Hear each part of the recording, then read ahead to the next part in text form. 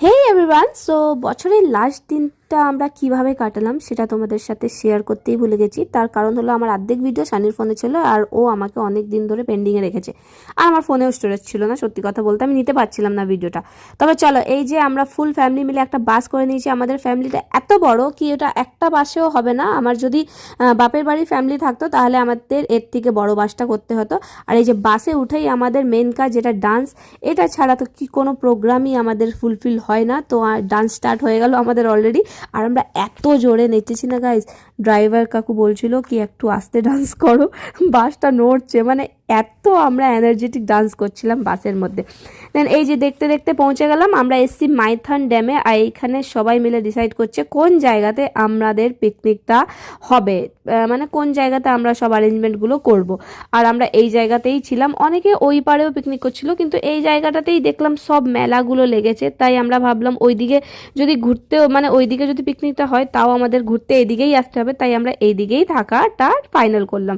আর যতক্ষণ ওইখানে সব অ্যারেঞ্জমেন্ট হচ্ছে, আমি আর ডুগ্গু মিলে এই হলো আমার পুরো পিকনিকের সঙ্গী। আমার বর ছিল না, এই যে আমার ছোট্ট দেওয়ারটা আমার পুরো পিকনিকের সঙ্গী ছিল। এর সাথেই আমি পুরো ঘুরেছি, ফুল কোম্পানি দিয়েছে, ফুল ইম্পর্টেন্স দেয় আমাকে। আর আমি আর ডুগ্গু মানে একসাথে থাকতে খুব ভালোবাসি দুজনই।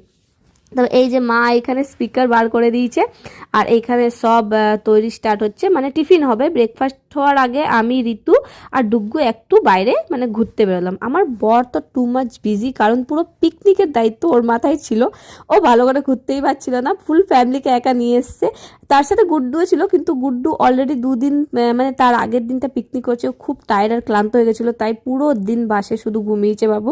তো এই যে এখানে ব্রেকফাস্ট অলমোস্ট ডান। আর আমার শাশুড়ি আর এইখানে মেসো শ্বশুর সবাই মিলে লুচি বানাচ্ছে। আর আমি এখানে দাঁড়িয়ে দাঁড়িয়ে দেখছি, শুধু বসলেই ভাই কাজ করতে হবে, তাই আমি এখানে বসলামই না। আর আমি ডুগ্গু শুধু এদিক ওদিক ঘুরে বেড়াচ্ছি।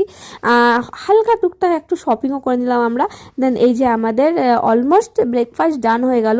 আর এই যে দিদিটা আছে, উনি আমাদের রাঁধুনি ছিলেন, উনি একা এসেছিলেন, তাই সবাই মিলে আমাদের ঘরে সবাই মিলে একসাথে মিলে করে দিয়েছে। আর খুব তাড়াতাড়ি টিফিন আমাদের রেডি হয়ে গেল। আর এই যে আমার ডুগ্গু সবাইকে বার করে করে দিচ্ছে।